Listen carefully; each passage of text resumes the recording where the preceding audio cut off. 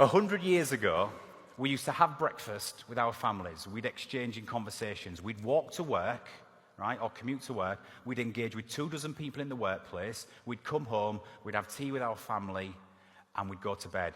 It would probably account for about 100 inputs in the brain per day. 100 inputs socially in the brain a day. Now, if you understand that our chimp is interpreting every input, 100 inputs is manageable. We wouldn't have been, triggered into a threat state a lot back in those days. Does this make sense? Then you fast forward to 1975, the emergence, or between 1918 and 1975, the emergence of TV and radio.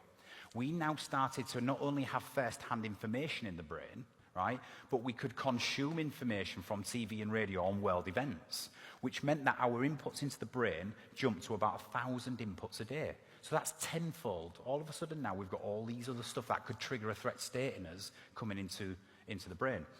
It's 1975 to 2000, personal computers and the internet. Our brain started to become, infiltrated by an unprecedented amount of information, up to 30,000 inputs a day, because we could consume it firsthand, TV, radio, but now we could, at the click of a button, access any information, any global event, anywhere. Does this make sense? So all of a sudden, the human brain, over 100 years, has started to become infiltrated by an unprecedented amount of information, right? Now you fast forward to today. We have smartphones and devices. So all of that information can be accessed or even pushed and bleeped and alerted to you every 12 seconds. Every 12 seconds. It is thought that modern day societies are growing up with 100,000 inputs into the brain a day. 100,000. From email to phone to colleagues to first hand to TV to radio to social media to Netflix to on-demand digital platform. Anytime, on demand anywhere we go, right?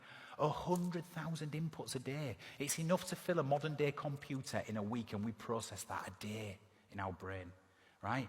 Now, technology gives us an enormous opportunity in the future, and we should embrace it. But what we've got to educate our kids and our colleagues and ourselves on is how we interpret things as a challenge or a threat is an incredibly important crossroads, right? We've all done it. You scroll through social media and you're seeing posts you don't want to see. You're seeing videos you don't want to see. It's on the 6 o'clock news. It's everywhere, right? But we've got to understand and educate people how we interpret events in the stress response is absolutely critical. And I choose challenge, not threat, every single time.